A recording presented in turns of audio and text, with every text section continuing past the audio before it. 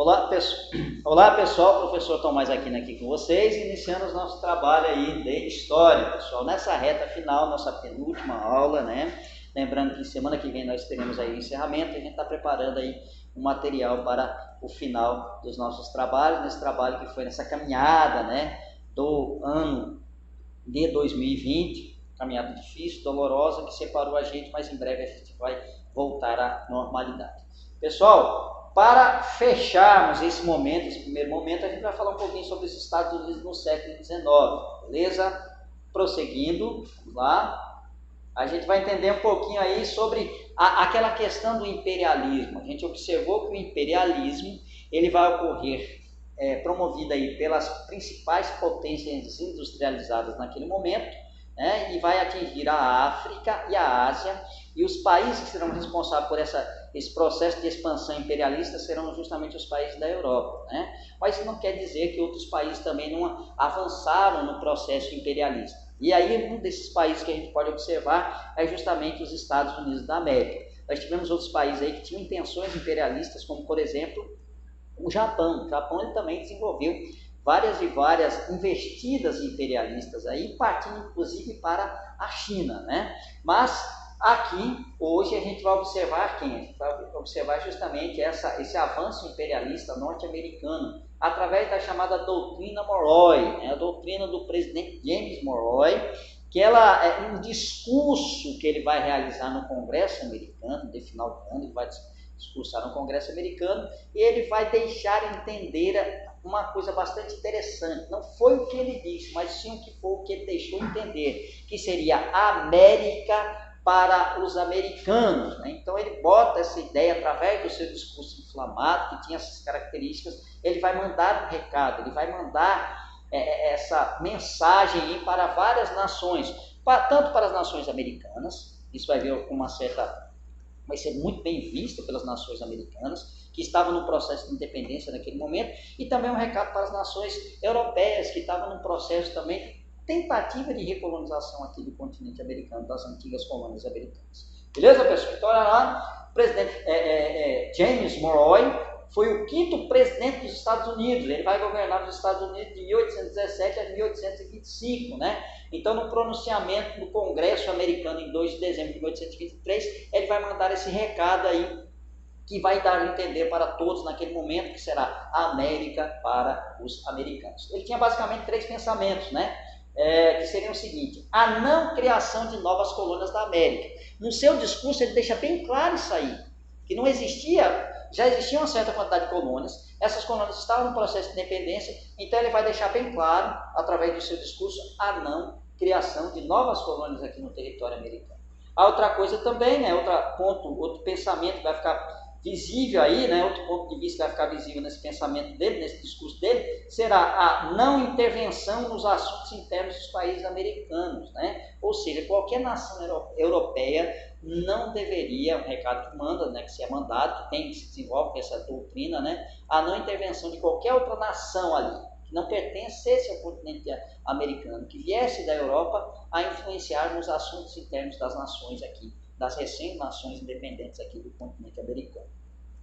A não intervenção dos Estados Unidos em conflitos relacionados aos países europeus, como guerras entre esses países e suas colônias.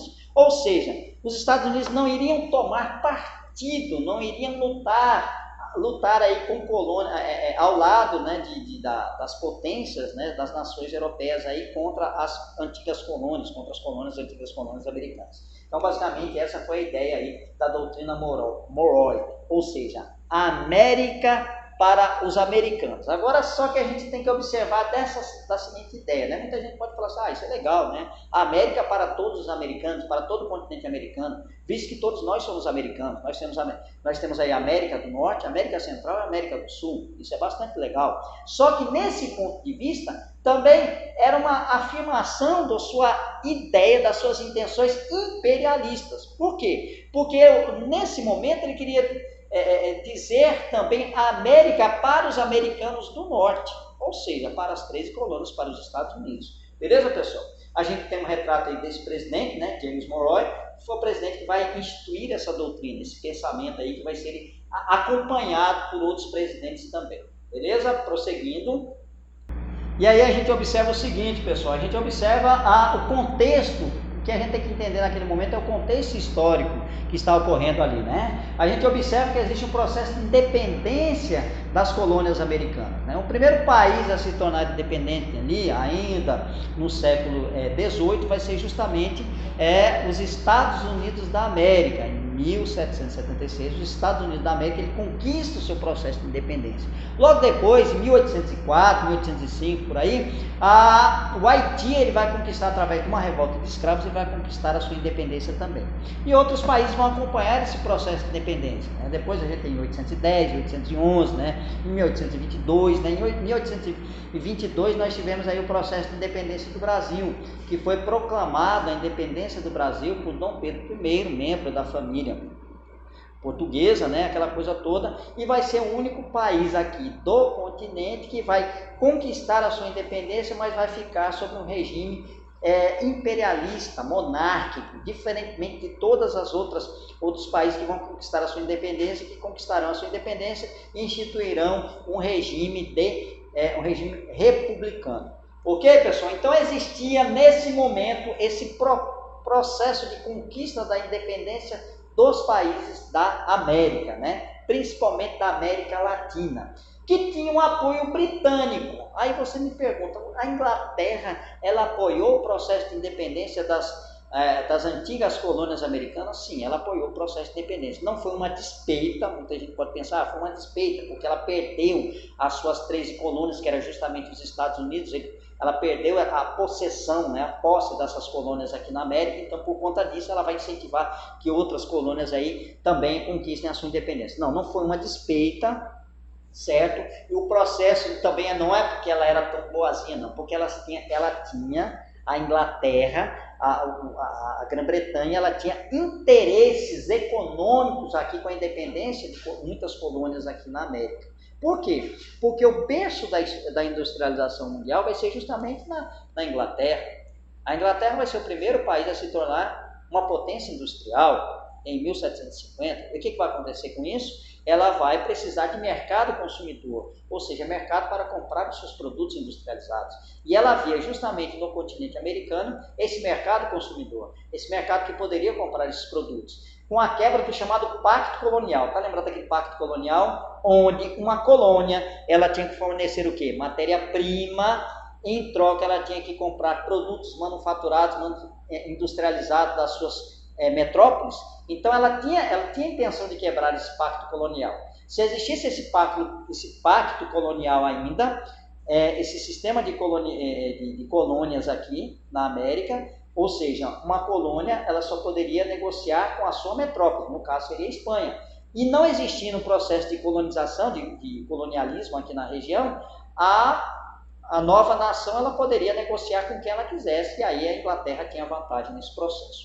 Nesse momento também tem uma outra intenção, né? A chamada uma intenção de recolonização dessas colônias que haviam acabado de conquistar aí a sua independência da Espanha, né? A gente observa que se formou ali na Europa pós-Napoleão Bonaparte, observando que naquele momento Napoleão Bonaparte ele havia conquistado boa parte da Europa e havia sido vencido. Em 1815 ele foi vencido, foi derrotado definitivamente. E aí o que vai acontecer? Vai formar-se a Santa Aliança com países como a Prússia, o reino da Prússia, melhor dizendo, não o país, mas o reino da Prússia, a Rússia, o Império Austro-Húngaro, a própria Inglaterra também vai formar essa Santa Aliança, a França, né, a Espanha, ou seja, então países vão se unirem na chamada Santa Aliança com o objetivo de fazer uma restauração. Porque o que vai acontecer? Napoleão Bonaparte ele vai levar o liberalismo, né? As ideias republicanas, né? A tirada do rei, do monarca do poder e assim por diante. A restauração vai ser a tentativa, né? O objetivo e tentativa e conquista da colocação novamente dos reis nos seus antigos tronos, no trono da Espanha, no trono da França, né? E assim por diante. A recondução dos monarcas aos seus antigos tronos, que foi retirado na época de Napoleão Bonaparte. E juntamente com esse processo, a Santa Aliança também tinha intenções de recolonizar as antigas colônias aqui da América, da antiga América Espanhola, né? Então, o que vai acontecer? Esse processo todinho aí vai ser esses dois pontos de vista, né? A tentativa de recolonização, que vai ser apoiada pela Santa Aliança, e a não apoio a essa recolonização, que vai ser apoiada aí pelos britânicos, né? O apoio britânico, como a gente observa, né? E o que vai acontecer também? Nesse período, nós temos aí um presidente, né? Logo nos anos de 1901, início do século XX, até 1909, nós temos aí o presidente Theodore Roosevelt, que vai ser o presidente que mais vai abraçar a doutrina Monroe, a América para os americanos. Ele vai se colocar aí como xerife, né? Como o chefão, o manda-chuva, o bambambam aqui que vai policiar, que vai guardar, vai fazer o papel de polícia aqui para controlar, administrar, defender justamente os países da América Latina, agora sobre a influência americana. Né? Não era troco de nada. Né? Os Estados Unidos ele tinha essa intenção de defender as colônias, as antigas colônias, as novas nações independentes, mas ele também queria ter influência nos seus territórios. Isso a gente vai observar bastante. Né? Uma das empreitadas, né, dos Estados Unidos vai ser justamente no Mar do Caribe, né? No Mare Nostrum. Ele tem uma tentativa ali de fazer o Mar do Caribe no chamado Mare Nostrum, o Mar dos Estados Unidos, que eram pontos estratégicos, tinham várias ilhas ali, né? Então ele tinha como Nicarágua, tinha territórios da Nicarágua, nós tínhamos o território da Colômbia, o território do Haiti, né? Ou seja, várias e várias ilhas ali naquela região ali, que os Estados Unidos ele tinha intenção de fazer ali um território estratégico seu. Então ele vai causar guerras, ocupação, expansão militar nessas localidades, né? E a gente tem vários exemplos aí. E um dos exemplos que a gente pode observar com essa política do Big Stick, né? A política do Big Stick era basicamente o seguinte: fale macio, que era as palavras de James Monroe, né? De Theodore Roosevelt, né? Que a ideia dele era o seguinte: fale macio, mas antes com um grande porrete ao seu lado. A ideia era essa, né? Ou seja, dando aquela ideia, né, de xerifão, né, de manda-chuva da região. Então, o que acontece? Essa política imperialista norte-americana, ela vai se refletir aqui, né, em dois exemplos que a gente pode observar, que é na construção do Canal do Panamá e na independência cubana, né, da independência de Cuba através da guerra hispano-americana, ou seja, a guerra entre Espanha e América. Né? Cuba era uma colônia espanhola, né? Muito importante na produção de açúcar e tal, aquela coisa toda. Vivia sob o domínio espanhol. E aí ela vai tentar conquistar a sua independência, vai entrar em lutas pela independência, que vai ser auxiliado, vai ser ajudado justamente pelos Estados Unidos da América. Vão conseguir vencer, vão conseguir expulsar os espanhóis, vão conseguir conquistar a independência cubana. Mas isso não foi a troca de nada. Na realidade, ela queria ter uma influência ali na região cubana. Então, através de uma emenda, né, chamada Emenda Platt, o que vai acontecer? O território de Guantánamo, onde vai ser construída a prisão de Guantánamo, um território cubano, vai ser instituída ali uma área de influência norte-americana em território cubano. Beleza, pessoal? A questão do Canal do Panamá também é bastante interessante. O Panamá, a região do Panamá, ela começou a construção do canal, uma área que iria encurtar, né, esse trajeto aqui, possibilitando a passagem de um oceano para o outro, beleza? Porque ajudava, diminuía essa rota aqui, ó, de navegação, aqui, que era bastante extensa, teria que contornar todinho o território da América do Sul até chegar à costa oeste dos Estados Unidos. Né? Esse projeto ele foi desenvolvido pela França, mas depois a França não deu continuidade a isso aí, deixa de mão. Porém, os Estados Unidos vai pegar esse projeto da construção do Canal do Panamá para beneficiar a sua produção, né? O seu transporte da costa leste para a costa oeste dos Estados Unidos, encurtando essa distância que eu já falei para vocês. Então, ela vai incentivar, ela vai levar esse projeto até o Congresso colombiano, porque o Panamá era um território colombiano, então ela vai levar esse projeto de construção do Canal do Panamá para a Colômbia não vai aceitar, vai rejeitar esse projeto, e aí ela vai incentivar a independência do Panamá. criando um novo Estado, né, uma nova nação. E aí ela conquista a independência, o Panamá conquista a independência com auxílio dos Estados Unidos, e aí você tem a construção do Panamá com o patrocínio, com a ajuda dos Estados Unidos, que vai administrar esse canal. Não vai construir só para construir, nem vai criar o Estado do Panamá só para criar o Estado do Panamá, não. Na realidade, eles vão ajudar, mas eles vão ficar administrando o canal do Panamá durante um século, mais ou menos. Até um dia desse aí, os Estados Unidos controlavam aí o canal do Panamá. Beleza, pessoal? Então essa daí, a gente tem a foto de Theodore Roosevelt, nós temos aí ele como chefe, né, como andando aí, como patrulhando justamente aí o território, né, da América como um todo, e assim por diante, a foto de Cuba e a foto do canal do Panamá. Beleza? Prosseguindo. E aí a gente pergunta, será que hoje aquela doutrina de James Monroe, América para os americanos, a doutrina de Theodore Roosevelt, né, as práticas de Theodore Roosevelt, né, com a do Big Stick, né, fale macio, mas ande com um grande porrete a seu lado, né, será que ela se aplica nos dias atuais? Será que ela se aplica nos Estados Unidos de hoje? Sim, né, através do governo norte-americano atual, né, do presidente Donald Trump, que perdeu as eleições, que vai ser substituído agora em janeiro, a gente observou também, a gente acompanhou isso aí. Essa política do Big Stick, ela pode ser observada muito bem nas ações, nas atitudes e na fala do próprio presidente dos Estados Unidos, né? Como também o trecho, a gente observa ali o trecho do discurso que posta o presidente dos Estados Unidos, Donald Trump, em 20 de março, né, de 2013, a gente observa no discurso dele, a gente vê essa ideia do Big Stick bastante presente, bastante firme. Se você fizer uma comparação ali das falas de James Monroe, das falas de Theodore Roosevelt, né, da política implantada por Theodore Roosevelt e das falas e atitudes do presidente Donald Trump, a gente observa também que tem bastante semelhança em tudo isso aí.